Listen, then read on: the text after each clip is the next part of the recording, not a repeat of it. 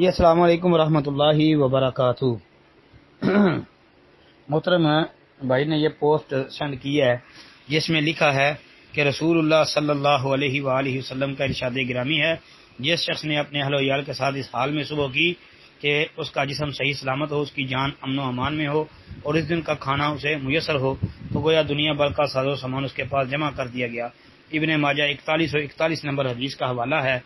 جی بھائی، اسی نمبر پر حدیث موجود ہے سنن ابن ماجہ کے اندر۔ اس کے علاوہ یہ سنن ترمذی کے اندر بھی یہ روایت کتاب الزہد کے اندر آتی ہے 2346 نمبر پر، یعنی 2346 نمبر پر یہ روایت آتی ہے۔ امام ترمذی رحمۃ اللہ علیہ نے حدیث کو حسن غریب کہا ہے، اور امام ترمذی نے بھی کتاب الزہد کے اندر اور امام ابن ماجہ نے بھی کتاب الزہد میں اس حدیث کو تخریج کیا ہے۔ ہاں بھائی، حسن ہے انشاءاللہ، یہ روایت حسن ہے، حسن درجے کی ہے۔